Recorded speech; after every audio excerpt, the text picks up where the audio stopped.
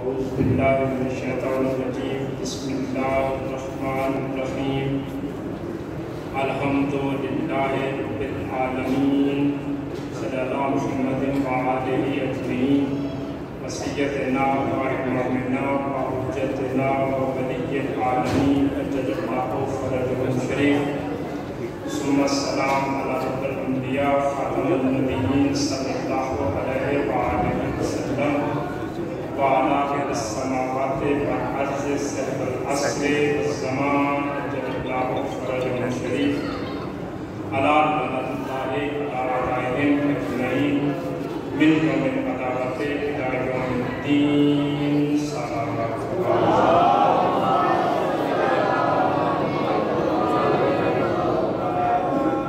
أما بعد فقد قال الله تعالى في القرآن المجيد والفرقان الحميد بسم الله الرحمن الرحيم فقل إنما الغيبات لله إني معكم من المنتظرين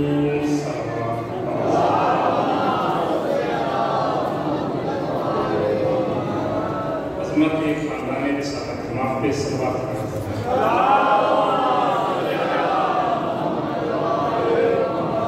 عظمت بنت رسول خدا پہ صلوات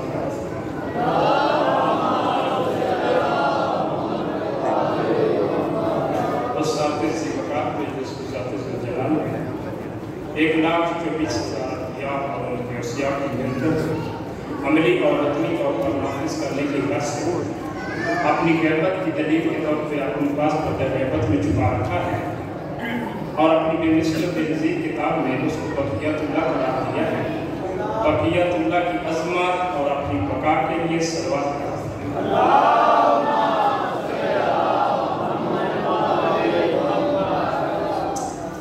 سورہ یونس آیت نمبر 20 میں نے تلاوت کرنے کا شرف حاصل کیا ہے۔ ارشاد رب العزت ہو رہا ہے اے رسول ان سے کہہ دے کہ غیب کی خبر صرف اس ذات کے انبیاء کو ہے، بس تم بھی انتظار کرو، تمہارے ساتھ اس غیب کے انتظار میں اللہ بھی تمہارے ساتھ انتظار کر رہا ہوں۔ فانتظروا انی معکم من المنتظرین، تم بھی غیب کا انتظار کرو، تمہاری اس عبادت میں میں اللہ بھی تمہارے ساتھ اس غیب کا انتظار کروں۔ صرف 3 عبادات ہیں جن میں ہمارا اشتراک ہے اس ذات کبریاء کے ساتھ۔ وہ عبادت ہم بھی کرتے ہیں، ہمارے ساتھ وہ ذات کبریاء بھی اس عبادت میں شریک ہے۔ پہلی عبادت یہ ہے کہ حکم ہے تم بھی آل محمد پہ درود بھیجو، میں بھی تمہارے ساتھ اس ترانے پہ صلوات بھیجتا ہوں۔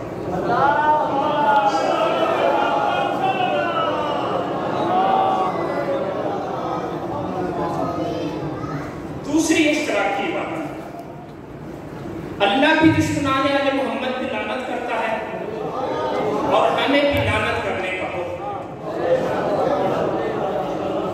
سب سے بڑی یہ تیسری عبادت ہے، سب سے بڑی یہ تیسری عبادت ہے فانتظروا انی معکم من المنتظرین، اس غیب کا تم بھی انتظار کرو، تمہارے ساتھ میں بھی انتظار کروں۔ رسالت ماں کے شرف فرماتے ہیں اہمیت انتظار آپ کے کچھ گزار کرتے ہیں۔ رسالت ماں کے شرف فرماتے ہیں افضل اعمال امتی انتظار الفرج، میری امت کے تمام اعمال سے جو افضل ترین فضیلت ہے وہ میرے پیارے فرزند کا انتظار ہے۔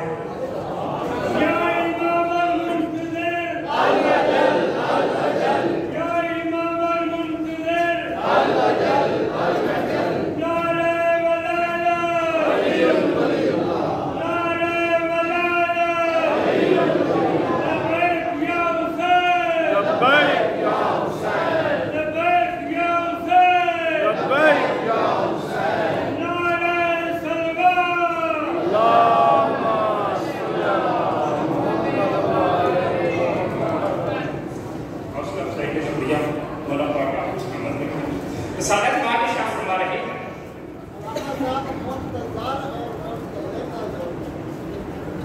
جی ٹھیک ہے. رسول خدا ارشاد فرما رہے ہیں سب سے افضل ترین عبادت میرے فرزند کا انتظار ہے. جس کا انتظار کیا جا رہا ہو اس کو منتظر کہتے ہیں. جو انتظار کرنے والے ہوں ان کو منتظر کہتے ہیں. رسالت مائع ارشاد فرما رہے ہیں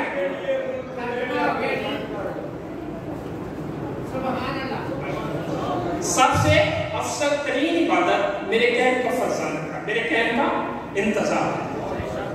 انتظار ایسی عبادت ہے کہ ذات کبریا نے بشریت کی ابتدا سے پہلے اس کے قبلی مظاہرہ کروایا. انتظار ایسی جملہ عبادات سے افضل ترین عبادت ہے کہ ذات کبریا نے بشریت کی ابتدا سے بھی پہلے اس کے قبلی مظاہرہ کیا ہے. خالق لم یزل نے جب جسد کافی آدم علیہ السلام تیار ہو گئے تو ارشاد فرمایا وَنَفَخْتُ فِيهِ مِنْ رُوحِي، جب میں اس میں اپنی روح ڈال دوں تو تم سب سجدے میں چلے جاؤ. آپ تمام ملائکہ ہیں انتظار روح میں. آپ تمام ملائکہ ہیں انتظار روح میں. ملائکہ کی صف سوار ہیں. آپ تمام ملائکہ نے تمام عبادات کو ترک کیا. جو قعود میں تھے انہوں نے قعود کو چھوڑا، جو قیام میں تھے انہوں نے قیام کو خیر بات کہا، جو تسبیح کر رہے تھے انہوں نے تسبیح کو ترک کیا، جو سجدے میں تھے انہوں نے سجدہ کو ترک کیا. کس کا انتظار ہو رہا ہے؟ اللہ کی روح کا انتظار. ارشاد ہو رہا ہے کہ جب میں اس میں اپنی روح ڈالوں تو تم سب سجدے میں چلے جانا. مجھے منبر کی عظمت کی قسم، مجھے غیبت کبریٰ کی قسم. امام خامس ارشاد فرماتے ہیں نحن روح اللہ، ہم ہیں اللہ کے روح. اللہ نے ملائکہ کو حکم دیا تھا کہ جب نور سرور کونین داخل کروں کے ساتھ سجدے میں چلے. اصل میں سجدہ آدم کو نہیں تھا.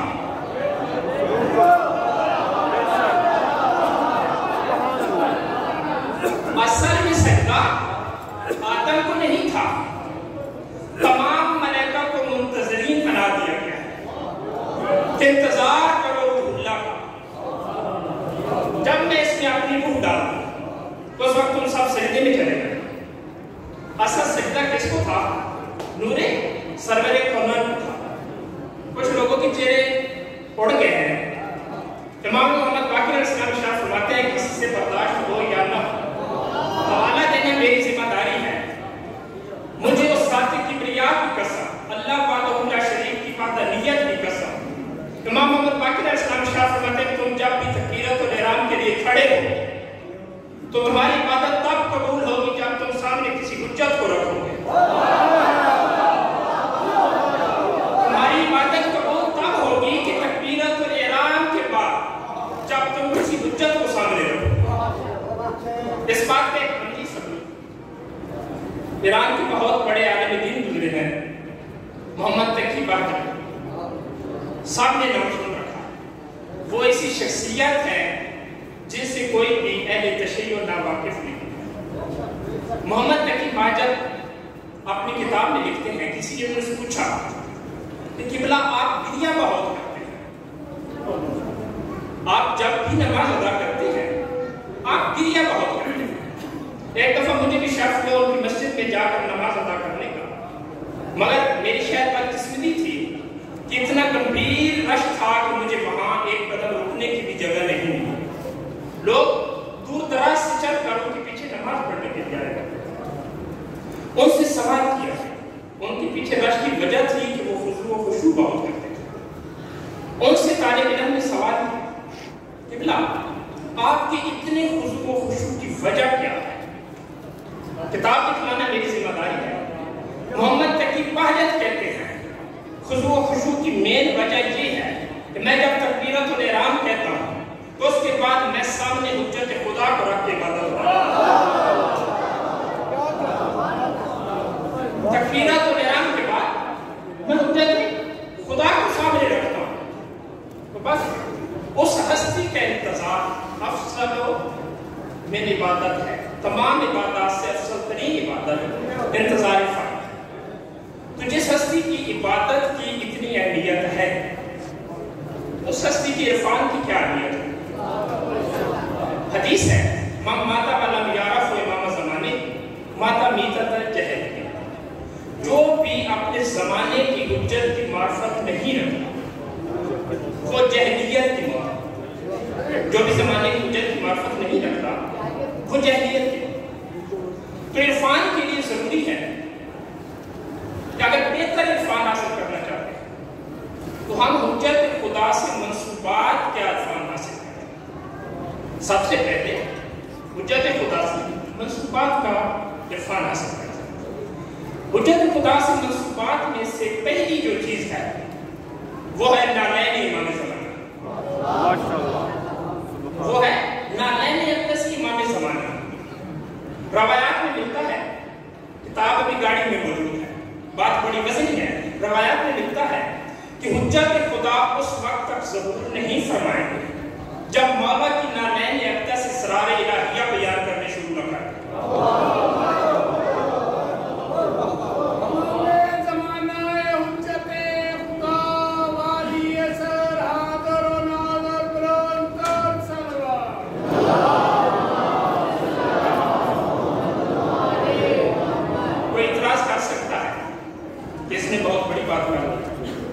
تو اس کو دعوت اس سے دیتا ہوں کہ کلام الہی کی تلاوت کرو۔ ارشاد العزت ہو رہا ہے سبح للہ ما فی السماوات والارض، کہ زمین و آسمان میں جو کچھ بھی ہے سب اللہ کی تسبیح کرتے ہیں۔ تو کیا حجت خدا کی نالین اقدس تسبیح نہیں کرتی؟ آیات دے رہا ہوں، کیا حجت خدا کی نالین تسبیح نہیں کرتی ہوگی؟ اصل میں جو غیبت میں تاخیر ہے، میں نے کتب غیبت میں پڑھ رکھا ہے، اصل میں جو غیبت میں تاخیر ہے اس کی ایک وجہ یہ بھی ہے کہ حجت خدا خود انتظار میں ہے کہ لوگوں کا علمی معیار اس قابل ہو جائے کہ ہماری نالین کے فضائل برداشت کر سکے۔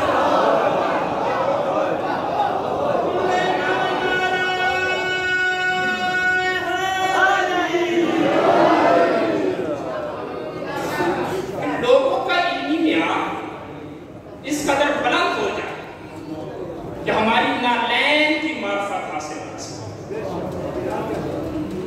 ایک واقعہ بیان کرتا ہوں، مولا سے ایک مقام منسوب ہے جس کو مقام سرداب کہتے ہیں، تو ظاہر ہے وہ گواہی دیں گے اس بات کی۔ مولا سے ایک مقام منسوب ہے جس کو سرداب کہتے ہیں۔ میں منصوبات کے عرفان کی بات کر رہا ہوں، حجت خدا کی عرفان کی بات نہیں کر رہا ہوں۔ مولا سے مقام منسوب ہے جس کو سرداب کہتے ہیں۔ سرداب وہ مقام ہے جو امام علی نقی علیہ السلام نے بنوایا تھا۔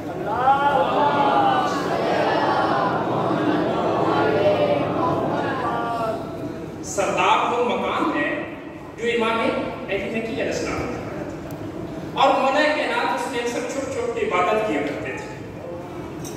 تو صحابہ نے پوچھا، مولا اس مقام کو آپ بہت اہمیت دیتے ہیں، اس مقام میں چھپ چھپ کے عبادت کرنے کا راز کیا ہے؟ تو امام علی نقی شاہ فرماتے ہیں اس کا راز یہ ہے کہ اس میں حجت کبریٰ میں رہتے ہیں، یعنی شہنشاہ امام زمانہ جل اللہ فرجہ شریف کی ذات کا تصویر ہے۔ اور زیارت سردار میں ہم کچھ الفاظ پڑھتے ہیں، زیارت سردار میں ہم کہتے ہیں اے خالق یہ وہ مقام ہے جس کو تو نے بلند کیا۔ زیارت سردار میں یہ زیارت پڑھتے ہیں یا مولا کہ یہ وہ مقام ہے جس بلند کیا، یہ وہ مقام ہے جس کو تم نے پاک و پاکیزہ کیا، یہ وہ مقام ہے جس کو تم نے زکی بنایا۔ لفظ زکی کو ذہن میں رکھنا، میں منصوبات کی بات کر رہا ہوں۔ جی جو نیچے سردار ہے اس میں جہاں سے امام زمانہ غیبت کبریٰ معصومی شاہ فرماتے ہیں زیارت منصوبت ہے معصومین سے، ہم الفاظ پڑھتے ہیں کہ یہ وہ مقام ہے جس کو تم نے پاکیزہ بنایا، یہ وہ مقام ہے جس کو تم نے زکی بنایا۔ نالین کی عظمت بتانے میں، اگر سماعت بیدار ہے تو نالین کی عظمت بتانے میں، زیارت میں کہتے ہیں کہ یہ وہ مقام ہے جس کو تم نے زکی بنایا۔ تو آؤ سورہ مریم کی تلاوت کرتے ہیں۔ جب جبریل جناب مریم کے پاس حاضر ہوئے تو جناب مریم نے آنے کی وجہ پوچھی، کا غلام زکی کا، میں تمہیں غلام زکی دینے آیا، میں تمہیں غلام زکی دینے آیا۔ تو مطلب کیا ہے اس بات؟ ایک طرف سے مولا کی نالین اقدس سے روندی ہوئی زمین کو زکی کہا گیا ہے، دوسری طرف طینت عیسیٰ کو زکی کہا گیا ہے۔ تو عیسیٰ علیہ السلام اتنے زکی ہیں جتنی مولا کی نالین سے روندی ہوئی زمین سرداب زکی ہے۔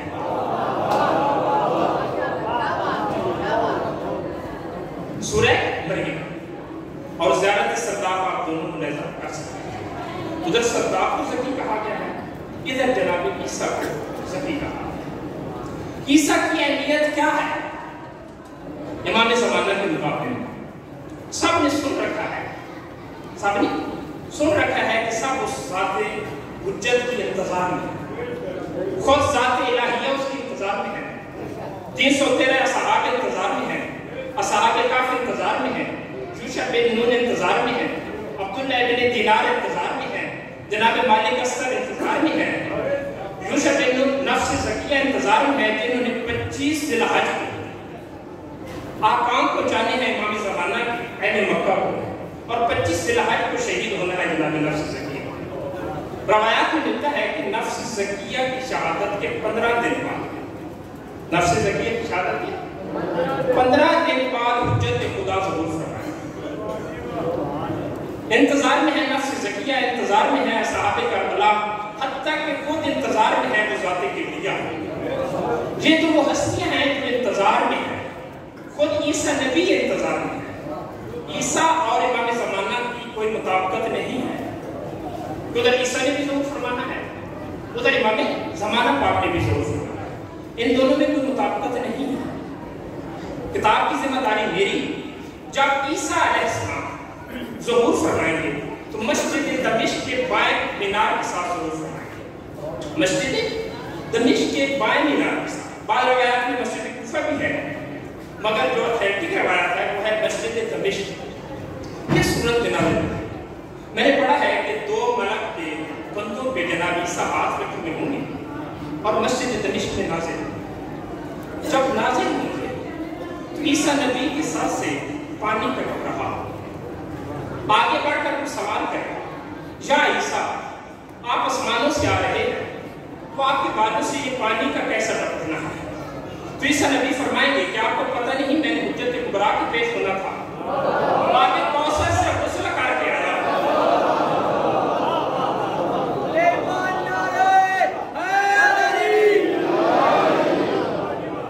آگے کوثر سے غسل کر کے آیا۔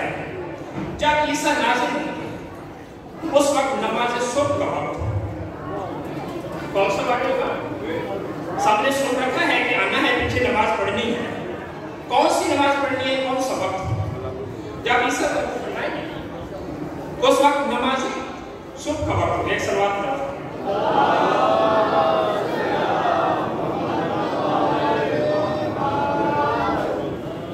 ایک اور صلوات۔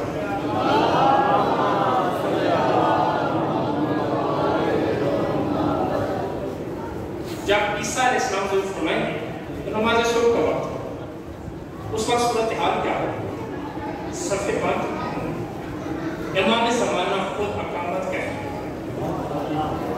اقامت کے بعد بیدار ہے، اقامت کے بعد حجت خدا مڑ کر عیسیٰ سے کہے، اے عیسیٰ تو روح اللہ ہے، تو کلمت اللہ ہے، تو مریم کا بیٹا ہے، تو اللہ کا رسول ہے، صرف رسول ہی نہیں تو صاحب شریعت ہے، صرف صاحب شریعت ہی نہیں تو صاحب کتاب ہے، اتنے مناسب ہے تیرے پاس، اے اللہ کے نبی آپ آگے بڑھو، میں آپ کے پیچھے نماز پڑھتا ہوں۔ تو عیسیٰ نبی کیا کہیں؟ سورہ حجرات کی پہلی آیت تلاوت کریں گے، عیسیٰ نبی کہیں گے یا ایھا الذین آمنوا لا تقدموا بین یدی اللہ ورسولہ۔ عیسیٰ نبی کہیں گے اللہ نے منع کیا ہے کہ خبردار اللہ کے آگے کھڑے نہ ہونا۔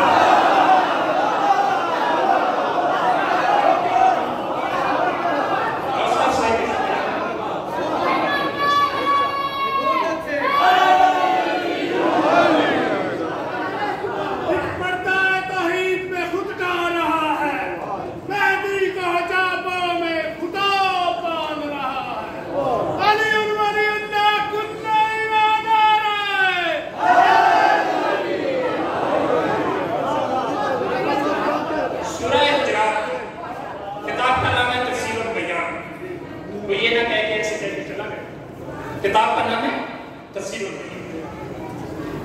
जनाब इमाम ज़माना से कहते हैं इतने मनसब है तुम्हारे पास, आओ तुम आगे खड़े हो, मैं पीछे खड़ा हूं। जिस हवाले से नहीं किया अवामुन नास को अजमत बतानी थी, तो इस नबी बस्ता होकर कहे जिसम में लफ्ज़ा होता तो कहेंगे सूरह हुजरात की पहली तो कहेंगे कि अल्लाह ने मना किया है, खबरदार कभी अल्लाह के आगे खड़े न होना। आयत आगे भी है कभी अल्लाह के आगे खड़े न होना और ना कभी रसूल के आगे। खुद ईसा नबी तो रसूल है, क्यों तिलावत की है ये आयत? रसूल तो खुद है। दो बातों में से एक बात लाजिम है, या तो ये है कि ईसा भी नुसैरी है, शर्त अवल ये है या तो ईसा को भी नुसैरी कहते हैं, या ये तस्लीम किए बिना कुछ चारा ने कि हुज्जत के आगे खड़े होना ईसा बदला है कि ऐसी है जैसे अल्लाह के आगे खड़े होना। सरदार में दूसरी बात है, सरदार में हम पढ़ते हैं ये वो मकाम है जहां तूने तौहीद की दलीलों को नाज़िल किया। कौन सा मकाम है? मनसूबात की बात कर रहा हूं, हुज्जत की बात नहीं कर रहा।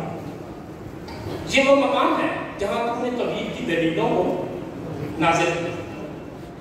किसी ने सवाल कर दिया कि अल्लाह रब्बुल इज्जत की दलीलें कैसे हैं? अल्लाह तो हर वक्त हर जगह मौजूद है। तो एक लिखने वाले ने खूब उसका जवाब दिया है। लिखने वाले ने लिखा है कि वाक़या है माह रमज़ान मुक़द्दस का, माह रमज़ान मुबारक का वाक़या है। एक सैयद हाज़िर और नाज़िर की दलील देने लगा, वाक़या बयान करने लगा।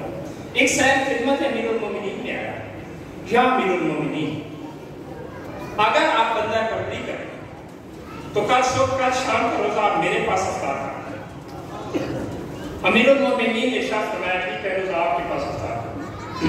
बात को मुख्तसर करने लगा हूँ। यके बाद दी गए 40 लोग आए खिदमत अमीरुल मोमिनीन कि कल रोज़ा आपने हमारे यहाँ अफ्तार।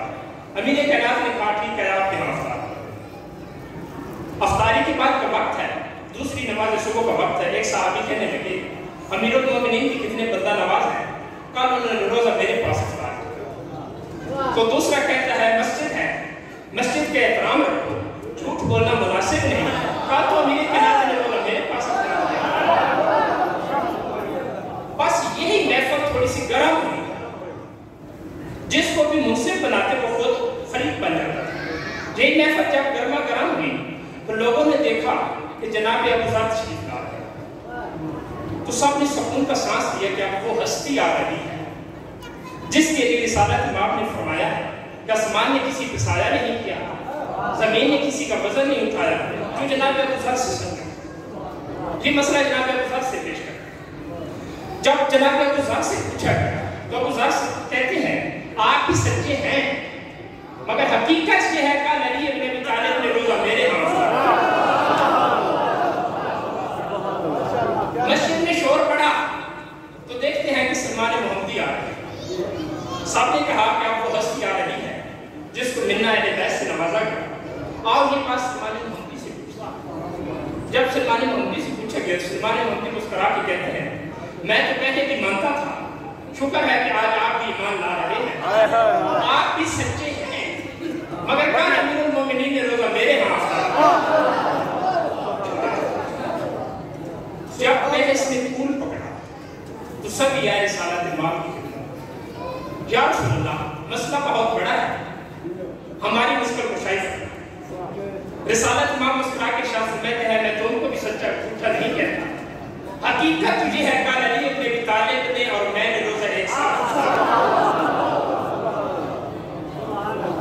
हैरत की इंतहा हुई, मजीद शोर बढ़ा। हसनैन शरीफैन घर से मस्जिद नबी में तशरीफ लाए।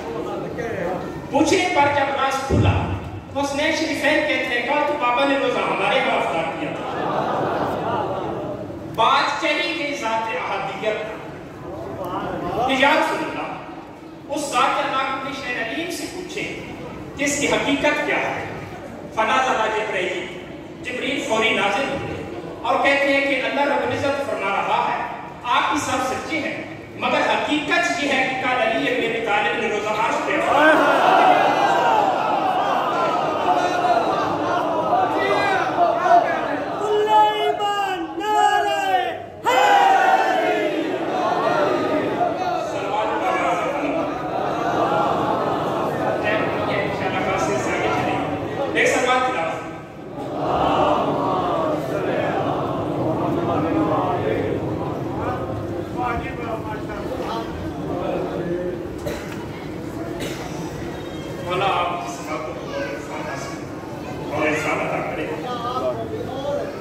آمین۔ میدان کربلا میں سب سے پہلے عزادار ہیں مولا عباس۔ میں نے کیا کہا ہے؟ سب سے بڑے شہید نہیں کہا، سب سے پہلے عزادار ہیں مظلوم کربلا کے مولا عباس۔ دامن وقت میں گنجائش نہیں ہے، تفسیر میں نہیں جا سکتا۔ جب سب سے پہلے عزادار ہیں باب الحویج ابو الفضل العباس، جب باب الحویج ابو الفضل العباس کی دنیا پہ آمد ہوئی تھی تو سب سے پہلے مظلوم کربلا نے اٹھایا تھا بابا الحویج۔ بابا کی خدمت میں آئے تھے، کہنے لگے بابا آپ سے ایک چیز طلب کرنی ہے، اگر عنایت فرمائیں۔ امیر المومنین کہتے ہیں حکم کرے میرے بیٹا۔ مظلوم کربلا ارشاد فرماتے ہیں بابا جان مجھے عباس چاہیے، بابا جان مجھے عباس چاہیے۔ اتنا کہنا تھا، بہت کریا کیا مظلوم کربلا نے اور امیر المومنین کپڑے میں لپیٹے ہوئے تھے باب الحویج کو۔ امیر المومنین ارشاد فرماتے ہیں اگر چاہیے تو ایک مرتبہ میرے پاس لے آئے۔ کندھوں سے کپڑا ہٹایا، امیر المومنین ارشاد فرماتے ہیں اس کندھے پہ مشق کا نشان ہے، یہ یاد رکھیں۔ اس کندھے پہ مشق کا نشان ہے، یہ یاد رکھیں۔ جب مقتل اترے ہیں نا باب الحویج، مظلوم کربلا شدت کے ساتھ پہنچے اپنے بھائی کے پاس اور باب الحویج کا سر مبارک رکھا ہے اپنی گود میں۔ یہاں سے عزاداری کی ہے باب الحویج، بہت گریہ کیا باب الحویج، اتنا گریہ کیا کہ مظلوم کربلا ارشاد فرماتے ہیں یا بھیا کیا تیروں کا درد ہو رہا ہے؟ اتنے تیر تھے باب الحویج کے جسم اقدس میں۔ ایک مرتبہ عالم خان ایک عالم سے فرماتے ہیں کہ تم میرے مسائل کیوں نہیں پڑھتے؟ باب الحویج ایک عالم دین سے فرماتے ہیں کہ تم میرے مسائل کیوں نہیں پڑھتے؟ وہ کہتے ہیں مولا پڑھتے تو ہیں۔ مولا ارشاد فرماتے ہیں ایک بات بتاؤ پھر بتانا کہ تم فضائل مسائل پڑھتے ہو کہ نہیں پڑھتے؟ عالم دین نے پوچھا مولا حکم کرے۔ باب الحویج کہتے ہیں اتنا بتا دو کسی سوار نے اگر زین چھوڑنی ہو تو وہ کس کے سہارے چھوڑتا ہے؟ اسی چیز کو بیان کیا مظلوم کربلا کہ بھیا آپ گرے ہیں ان بازوؤں کے 70,000 تیر پروس میں ہے آپ کے جسم، کیا ان کے درد کی وجہ سے رو رہی ہیں؟ باب الحویج ارشاد فرماتے ہیں نہیں۔ کیا پیاس کی شدت سے رو رہی ہیں؟ باب الحویج ارشاد فرماتے ہیں کہ نہیں۔ باب الحویج کہتے ہیں یا مولا میں صرف اسی لیے رو رہا ہوں، یہ ٹھیک ہے کہ میں اپنے بازوؤں کی زمین پہ آیا ہوں، مگر میرا شفیق بھائی میرا سر گود میں رکھے ہوئے ہے،